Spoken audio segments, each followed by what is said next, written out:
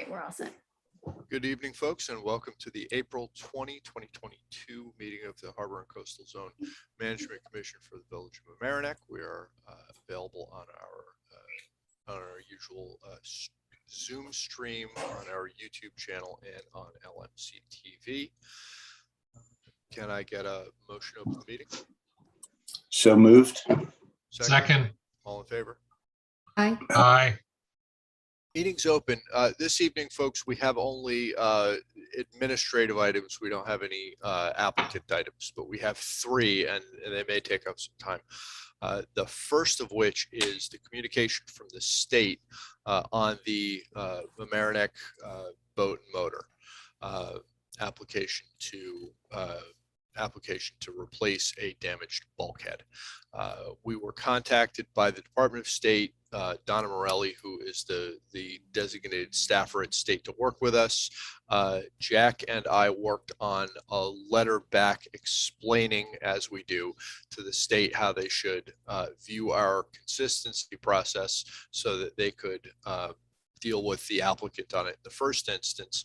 Since this is for consistency purposes with state agencies, the state is final, but for a private applicant, it doesn't work that way, and the state can evaluate like we do, and we don't get to vote on how they enforce our policies, but we do get to guide them. But then the application also comes before us. The applicant understands that we're the permitting authority for this, and so does the state, because it's a marine structure. But because it's a good practice to be complete with the state in our communications, we took some care to walk through the policies that were affected and what we generally require in a similar kind of application. Everybody saw the letter that went out. We got a communication back.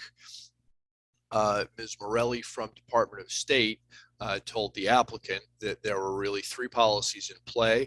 As to 44, our wetlands protection policy, the state, having looked at their application, their promise to use best practices, their indication that they will use silt netting in areas with no vegetation, no visible vegetation on the bottom, they're satisfied there's not going to be any adverse impact. We have on the landward side, certainly, and often for underwater, we have often required an opinion for that. We can decide whether we want to do that when the applicant's before us, but I don't, speaking for myself, I don't see a need to make the state ask for things that we can enforce ourselves. On our visual policy, the view shed policy, the state felt like by saying that they were going to use similar materials and build essentially the same bulkhead in the same place, and it's not quite in kind in place, but it's pretty close, that they had satisfied that because it won't look different, and leaving only really policy 13, which is that for erosion protection features, our LWRP specifically requires that an artificial erosion protection feature do its job for 30 years. So we took that up specifically in the letter, and they said about that, that you applicant must go before Harbor Coastal, because they're the permitting authority, and you must show that as part of your application. And they wanted to know from us if we felt like they had discharged their job in reviewing consistency the way we would. I'll open it for discussion. Yeah, I'll open it for discussion. Thoughts?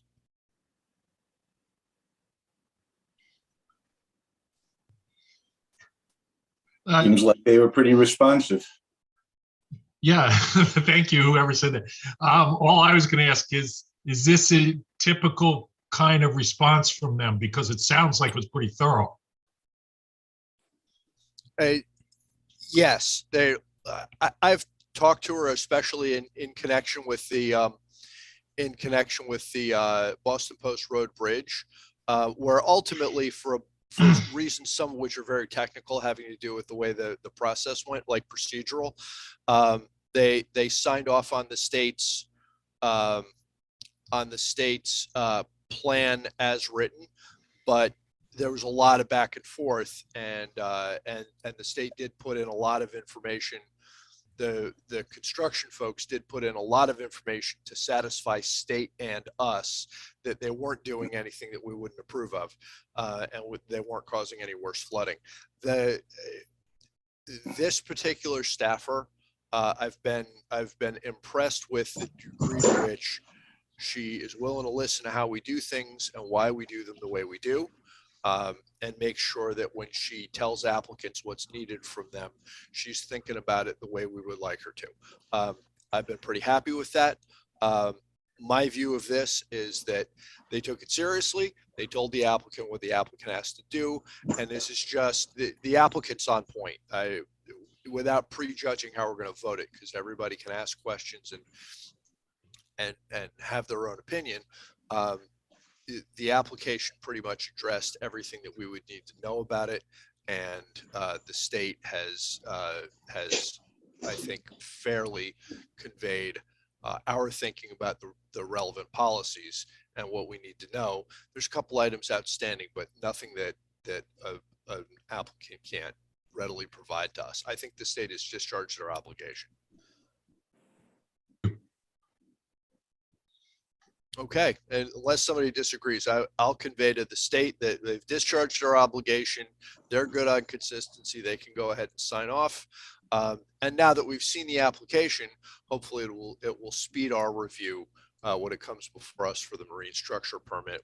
I would always like to get these applications moved through the process as quickly and efficiently as possible. I think that's best for good governance and for the applicants. The second administrative item, we have not formally been involved in the harbor side of the Army Corps of Engineers project, but we were copied on correspondence about about changes to the harbor as a result of the Army Corps project. The harbor master may have some concerns, since we're going to be the permitting authority, and we're going to be both a consistency authority and a permitting authority for marine structures. The sooner we learn about what's going to come before us, I think the better. We're going to need somebody to really understand and report back to us on the harbor master's concerns. I'm going to look for a volunteer on this one. I think this is a working committee of one, but this probably involves just sitting by phone or in person, sitting down with the harbor master, looking at the plan, and figuring out, so that we can understand and see whether we agree with the concern that's been raised, and probably at some point advocating for it. We're going to have to first understand what's proposed. Second, look at our LWRP, particularly the early policies, the ones about use of the harbor and the economic impact, the recreational impact, usage impacts. Third, our harbor plan, and think about and fourth, alternatives, and think about what we want to do. Somebody needs to do the deep dive before reporting back to the commission. And it doesn't have to be, it's any time before the next meeting. So I think we've got a little bit of lead time on that.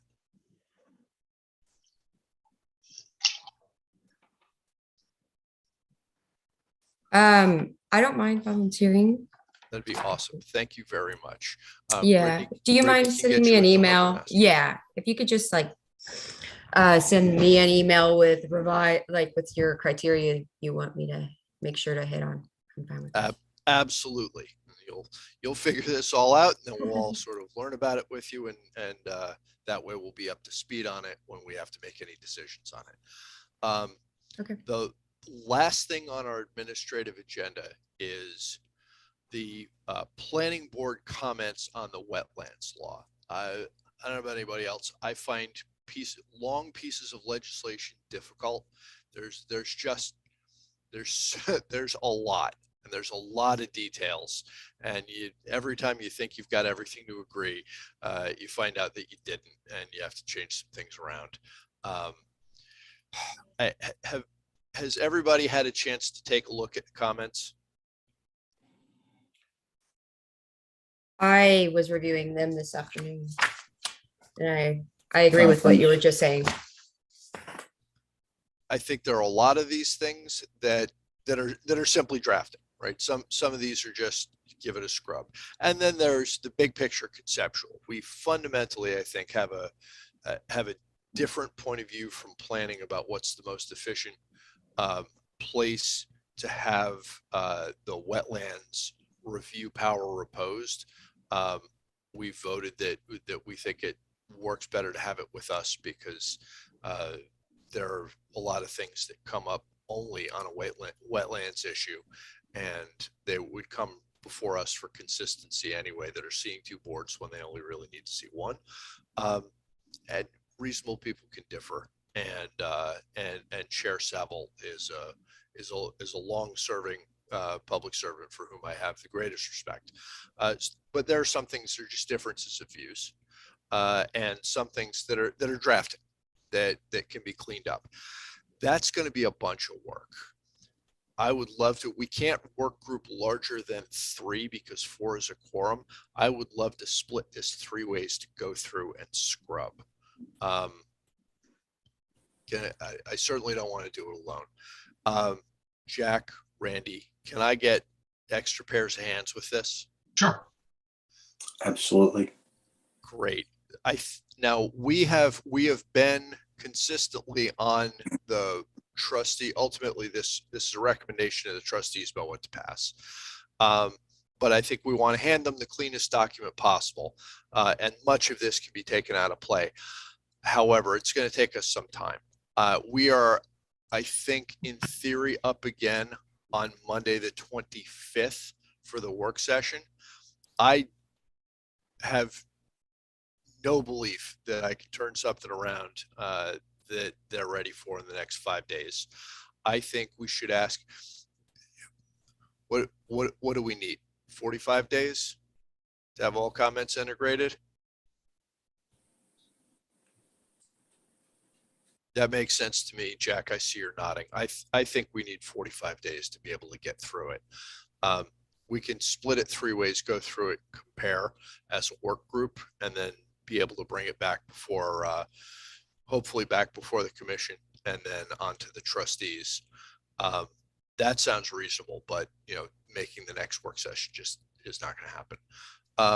Okay, so I will ask the trustees to to kick it down the road 45 days so that we've had an opportunity to integrate all comments.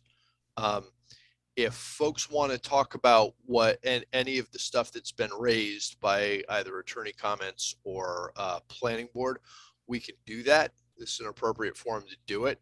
I think a lot of them are drafting. I don't particularly want to, I want to integrate them first before I have anything to say, but I don't want to stop anybody else. If anybody saw anything that they want to address in the comments, you could do that now.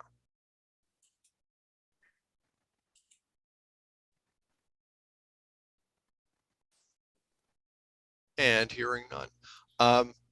Okay, I think that's our last administrative item. These are 3 significantly meaty things, but some of them simply need to be workshopped. 2 of them simply need to be workshopped. So that's all I have for our agenda tonight. I don't think we have any other issues. Any other new business? Just, Thomas, how do you want to go about organizing the review? I figure we can do it by sections. Where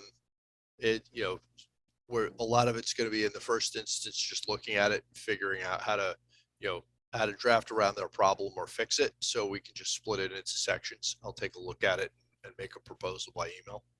Okay, great. That's a good way to do it. Great. Okay. Then we have no other business to discuss. We may or may not have an applicant back in front of us for the meeting. And with that, I think we can all sign off for the evening. Motion to close the meeting. So moved. Seconded. All in favor? Aye. Aye. We're closed. Thank you very much, folks. Thank you. Okay. Brittany, Good night. thanks for Thank you. getting me. No problem.